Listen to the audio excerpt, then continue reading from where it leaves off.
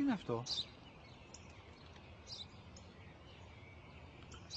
Ένα σφουργίτη.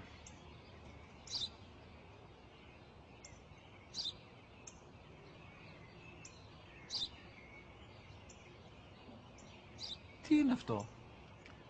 Μόλις τώρα στο παπατέρα, σφουργίτη είναι.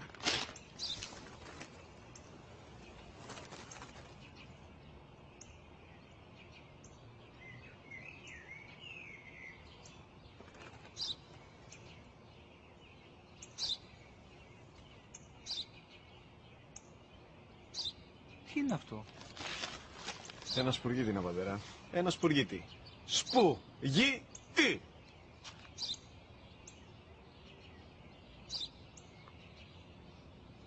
Τι είναι αυτό? Γιατί το κάνεις αυτό το πράγμα, μπορείς να μου πεις? Τόσες φορές σου είπα, είναι ένα σπουργίτη. Δεν το καταλαβαίνεις. Πού πας?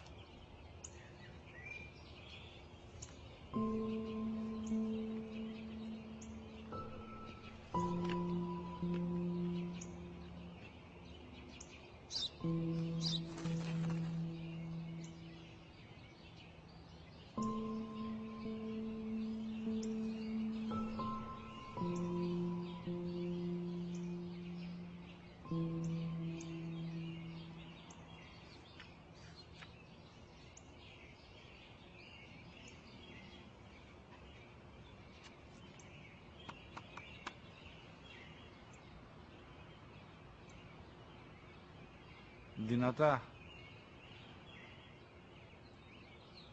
Σήμερα ο μικρός μου γιος που πριν λίγες μέρες έκλεισε τα 3 καθόταν μαζί μου έξω στο πάρκο όταν ένας σπουργίτη ήρθε και κάθισε απέναντί μας.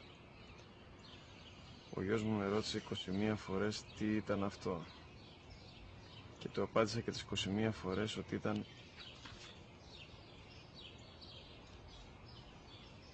ένα σπουργίτη. Τον αγκάλιασα τρυφερά και τις 21 φορές που μου έκανε την ίδια ερώτηση, ξανά και ξανά, χωρίς να εκνευριστώ, νιώθοντας στοργή για το αθώο μου αγοράκι.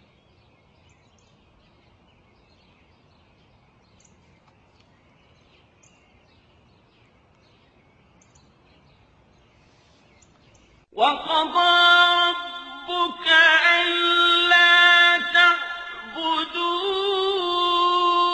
إِلَّا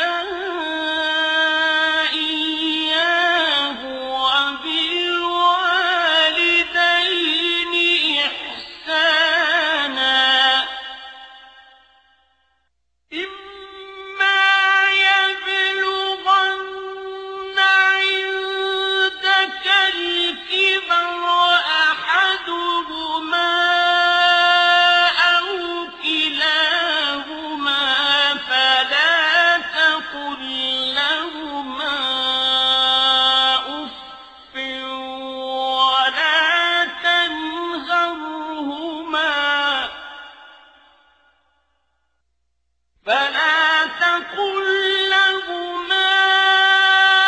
أُفٍّ وَلَا تَنْهَرْهُمَا وَقُل لَّهُمَا قَوْلًا كَرِيمًا واخفض لهما